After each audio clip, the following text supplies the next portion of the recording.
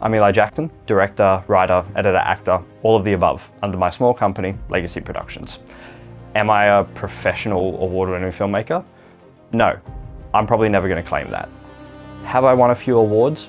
Sure, online here and there, but I mean, I'm still learning. And if you're watching this, you probably have the same dream that I do, having your film on the big screen and accessible to a wide audience, and of course, being paid to do it. I'm all about transparency, and this channel will always have that. I have had my film up on the big screen, but I had to pay for it. My films are accessible to a wide audience, for free, on YouTube. I have made a lot of films, from shorts to features, but I've paid to do them, not been paid. So if you're still with me, let's dive into my approach for indie filmmaking. If you want to make films, you've probably seen that film that really inspired you to want to make them yourself. I know I did, and I'm still seeing films like that. The Untouchables, Goodfellas, the Dune series, Train Dreams, which in my opinion was snubbed for cinematography at the Oscars, by the way, The Man with No Name trilogy, Road to Perdition, Life is Beautiful, Kubo and the Two Strings. Hell, I was even inspired by an underrated modern classic, in my humble opinion, Puss in Boots: The Last Wish. Seriously, if you haven't seen this movie, it's time you do. Your knowledge of films, what makes them good, the things you like, the genres and the tones that you want to craft, that all comes from the masterpieces that you have seen and that you love, and the filmmakers that you aspire to be like. On the other end of that, you also know what not to do in your movies by pieces of cinema that you might not love so much. Don't be afraid to take inspiration from films that you love. They are better for a reason. Now, I'm not saying outright copy them, but why do you love them? Is it the contrast between the set and the costumes? Is it the beauty of the sound design? Or is it the way that the cinematography builds the visual language of the film? Whatever it was, take note of it. Adopt those methods into your own work. Pay homage to it if you really want. A lot of movies do that. All right, let's be honest. If you're watching this, you're not rich enough to hire Emma Stone or Austin Butler to be an actor in your film. Or you can't get Roger Deakins or Autumn Durald Arkapour behind the camera. Who knows? Maybe if you're nice enough, Hans Zimmer will score your film. No, you're here because you want to get started making your own films, or at least see how other people are doing it in the indie scene. Obviously a key part of filmmaking, cast and crew. Teamwork makes the dream work, right? But don't get me wrong, you do not want to have too many people on your set. If you have someone who's on your set who's sitting there for hours with unpaid work, it's a volunteer short film, and they do nothing for a 6-hour shoot day, it's a complete morale killer. Knowing how many people you need to have on set and what they need to do is really important. I've made the mistake and I learned my lesson the hard way. When you're starting out, there's nothing wrong with asking your friends and family to be cast and crew. I used to do this, hell, I still do this all the time. And you would be very surprised at how many people want to be a part of something like this. Collaboration is so important in filmmaking. It is literally the glue that holds your team together, your cast and your crew. So start asking around. Who knows what gold you might find. You don't want that story you have thought of your entire life to be something you regret, right? That story that is either important or good enough to turn into a film. Now, while I wouldn't say I regret my first feature film, Spectre Genesis, I regret when I did it. When I did it, I only had a few unserious skits and a few funny videos below my belt. And then Spectre Genesis rolls around, this super personally expensive feature film. And it was a dead serious project, had a lot of people, really long, big shoot. And don't get me wrong, when we watched it the first time, especially in cinema with an audience, it was great. We loved watching it. But now with the quality that our short films and feature films are currently at, it can be a pretty tough rewatch. Start with the fun, smaller projects. Every project will teach you something new. A new way to move the camera, a different special effects trick, a new way to color grade, etc.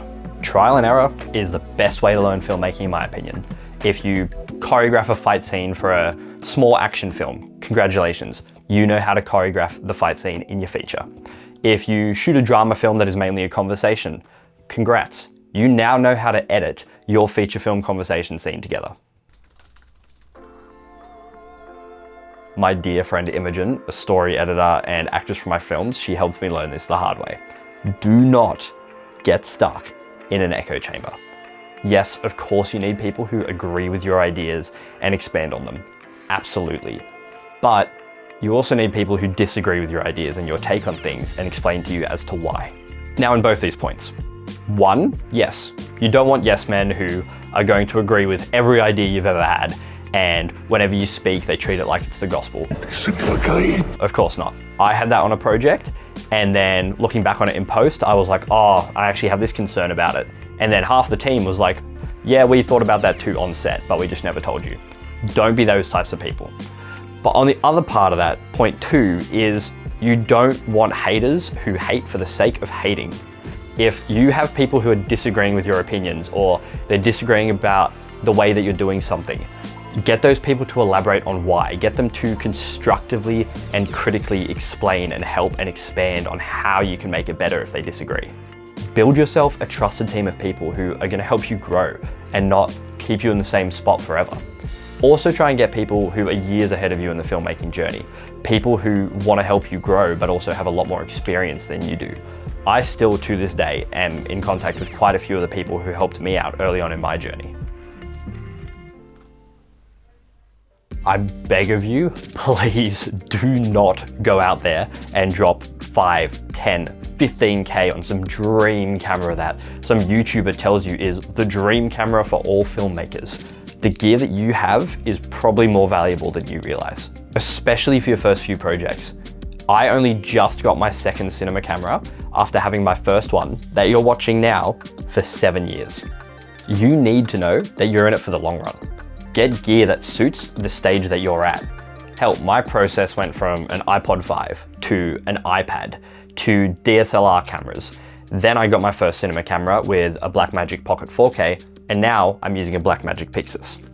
There are major films like The Blair Witch Project and 28 Days Later that were shot on basically a potato and are to this day still highly regarded. The Blair Witch Project was a few students who met, created a like-minded group of people, and created one of the most iconic classic horror films in the last 30 years. They didn't use an ARRI Alexa or Aperture's newest lineup of lighting gear. They used torches and a handycam. If you're going to buy anything, make sure it's something that has long-term value. Filmmaking is an investment, a long-term investment. Unless you're incredibly lucky, overnight success is not just going to come to you and suddenly justify all of that spending that you just did on your first short film. Now, after saying all of this, one of the best things you can do is know where your strengths lie, what you need to improve on, and what, straight up, you need to get someone else to do. You could be amazing with positioning the camera in the right shot and getting that beautiful cinematography, but you could also be terrible at sound on set and sound in post-production. And what if, after years and years of practice, you're still bad? Then pass that role to someone else. After a while, you shouldn't have to do everything. You might be a jack of all trades, but then you're gonna end up a master of none. There is a noticeable uptick in quality when different people on set can pick their own lanes and stick in them. If you try to get a writer to do the lighting for your film, fair chance they're not gonna do as well as your gaffer. But if there is something you wanna get really good at, you're gonna have to sacrifice your hours to do so. Color management and grading was something that I understood, but I wanted to become really, really good at doing it. And so I've put in a lot of hours over the last 2 years just learning different tricks and techniques and watching from the masters, watching films that are known to have beautiful color grading and going, how did they do that? Look at the difference between this same shot, one from when we released the film, and one I did as a test a few weeks back. It's pretty different. Now, most things in film are subjective, but I prefer the new one by a mile. Well, hey, I hope you enjoyed this first video from this channel. In the foreseeable future, we're going to be putting up quite a few things about how to manage the indie film space, how to create films in general, tips and tricks that we have, gear that we use, stuff like that. For now, hit the like and subscribe button. And if there is anything that you want to learn or that you did learn from this video, leave a comment. We would love to know your feedback.